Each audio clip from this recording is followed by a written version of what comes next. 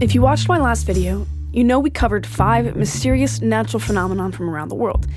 Upon researching those topics, I also found many mysterious and interesting locations, so many that I really had no choice but to make them a video of their own. The more you look into it, the more you realize how strange and bizarre our home planet really is. Prepare to be fascinated and perhaps a little unsettled as we go over 5 weird and unusual locations from around the world. Number 5. The Plain of Jars. Located in Laos, these jars are placed in over 90 sites across hundreds of kilometers of land, and within each of these sites, around 400 jars can be found. The jars range in size, varying in height and width from about 1 to 3 meters. They are always cylindrical and are always bigger on the bottom than the top. Of these thousands of mysterious jars, only a single one has decorations on it. The design seems to resemble a frogman. Many connect the image to the painting of Huashuan Yuanqing, China, which depicts a very similar pattern of humans with their arms raised and their knees bent.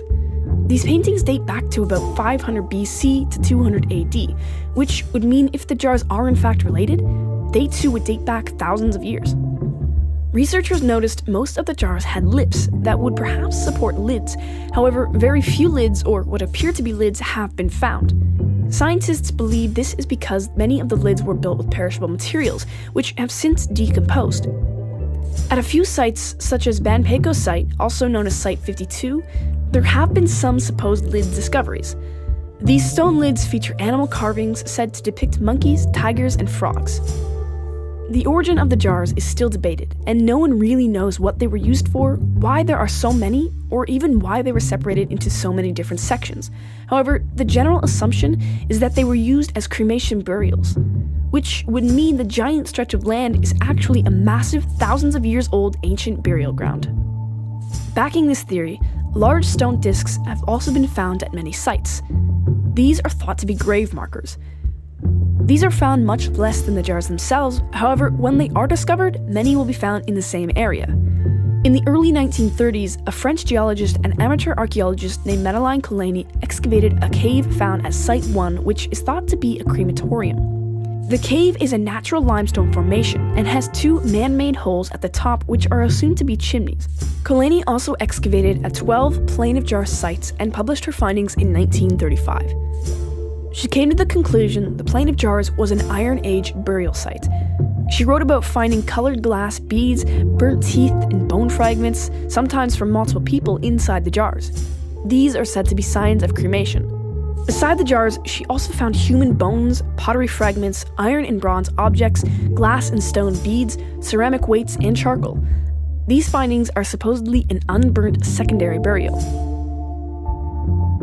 Number 4. The Nazca Lines. If you ever find yourself in the Nazca Desert in southern Peru, you may stumble across massive lines in a seemingly random pattern. If you ever find yourself flying over the Nazca Desert in Peru, you may notice these lines are in no way random, and that is why these lines are so mysterious and interesting. The lines were made by removing the red pebbles that naturally occur throughout the desert, which uncovers a whitish, grayish ground beneath. They are thought to have been made between 500 BC and 500 AD by the Nazca culture which used to live on the land. The lines create hundreds of figures across 450 kilometers squared, the largest spanning nearly 370 meters. They depict many animals including a monkey, whale, dog, and most famously, a hummingbird. There is also images of humans and even plants. As mentioned before, what is most curious about these lines is that from ground level, you wouldn't be able to see what the lines form due to how massive the creations are. Considering man did not reach the sky until 1709, when a man from Lisbon created a working hot air balloon, this is quite interesting. Now, the man was only able to get about 4 feet off of the ground at this time, so even if we were to ignore the timeline, this is not nearly enough height in order to see what the lines depicted. So how did the Nazca make the images? While some have used the existence of the lines as proof aliens may have been in contact with humanity for thousands of years, skeptics have gone to great lengths to discredit these suggestions. Joel Nickell is a well-known skeptic of the paranormal and supernatural. He decided to attempt to create a formation just like the lines using nothing more than what the Nazca would have had access to. He was able to mark paths along the ground and mark points with stakes and create these large images with no aerial support. His work was praised for its exactness and is widely accepted as the likely process that Nazca went through to create the lines. However, scientists can never be 100% sure in their assumptions. While scientists think they have a pretty good idea as to how the figures were created, the why is still heavily debated. Some think they are meant to be seen by deities, and the images represent different things the people would have needed, such as water or even fertility. Another common hypothesis is that they were used to match constellations and map the sky. Some people believe they were used to point to the places on the horizon where the sun and other celestial bodies rose or set in the solstices, like a kind of observatory. Both of these theories have their own criticism, and it is still not known why the massive figures cover the land. All that is known is that they are incredibly strange and beautiful to see from the sky, and very confusing to see from the land. Number 3. The Rikat structure.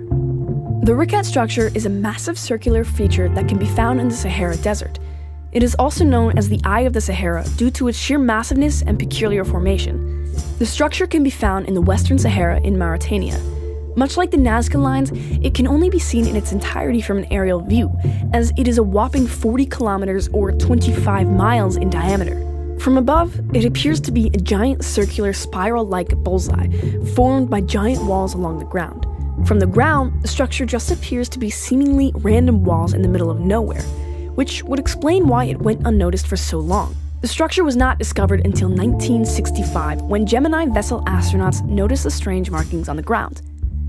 Since its discovery, there has been much debate as to what caused the formation, but scientists are still unsure.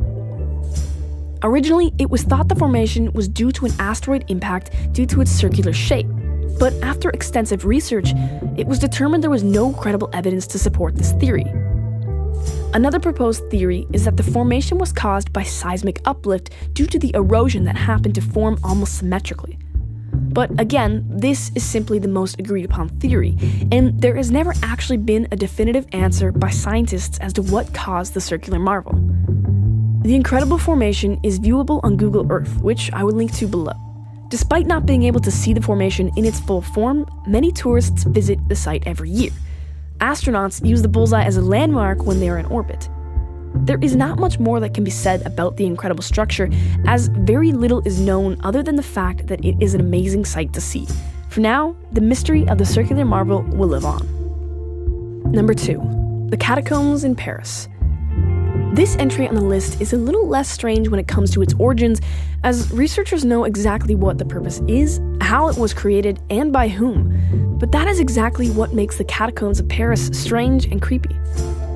For those of you who may not know, the catacombs are a series of tunnels beneath the streets of Paris that are used as ossuaries for the remains of about 6 million people. In the latter half of the 1700s, Paris found itself in need of places to store remains as cemeteries became heavily overcrowded. Now, dating back to the 12th century, the grounds below Paris were being mined with the technique of digging wells down to a deposit and extracting material horizontally until there was nothing left to extract. This method continued for hundreds of years, creating a massive series of mine tunnels beneath the ground. Once these mines had served their initial purpose, they were abandoned and often forgotten completely, but they turned out to have another purpose altogether. Many of these tunnels would eventually become the now famous Catacombs of Paris. In the 1770s, the city began inspecting the tunnels for the safety of the streets above, as collapses below the surface were proving dangerous for the city above. This is when Parisians had the idea to solve both the issue of the collapsing mines and the overcrowded cemeteries with one solution. In 1782, General Alexandre Lenoir endorsed the idea of moving the remains of the dead to the renovated mines below. Bones that were hundreds and hundreds of years old were extracted from their original burial site and were moved to the tunnels. Anyone who has been to the catacombs, as there are sections open to the public, may recall the eeriest part of the sites not being the abundance of bodies, but instead the way in which the bodies were organized. For the first years of their existence, the catacombs were disorganized, with many remains simply being dropped in no particular fashion. But in 1810, the director of the Paris Mine Inspection Service had renovations done to turn the tunnels into a visitable mausoleum. Femurs and skulls were stacked along the walls, and many pieces of art were made from the bones. Cemetery decorations were added all throughout, and eventually the catacombs would become the eerie artwork that attracts tourists from all over the world to this day. Number 1. Moguchang, China. Moguchan is an area located in the desert of the Xinjiang town in China, also commonly known as the City of the Devil or the Demon City. The area itself is regarded as a beautiful natural formation of land. Many incredible rock formations caused by the dry climate and the strong winds are said to look like ancient castles or even statues of demons. This was not always the case, though. About 100 million years ago, the land was forested and featured a massive lake where water-based dinosaurs would spend most of their time. But as the climate of the area shifted, the paradise turned into anything but. Visitors are attracted to the area due to the strange and terrifying sounds that can be heard in the isolated city. Due to the random and odd rock structures, as well as the strong winds that pass through the area, strange sounds can be heard during nearly all hours of the day. When the wind is more tame, some visitors have compared the wind's noise to that of a melodic guitar. However, when the wind strength picks up, the sounds become much more terrifying. Some say they have heard tigers roaring, elephants trumpeting, people yelling, and even crying babies. At nighttime, the eerie atmosphere makes the place feel like a haunted and abandoned city. The intense beauty and terrifying makeup of the area attracts many tourists from all over the world. Those looking for a spooky encounter can't help but visit the dark world with its flying sand and stones, strange shadows, and amazingly creepy sounds. Thanks for checking out this Sci5. If you like this video, don't forget to like and subscribe. Also, check out my last video, 5 Natural Phenomenon and Why They Occur. And be sure to stay tuned for future Sci5s on all things science and science fiction.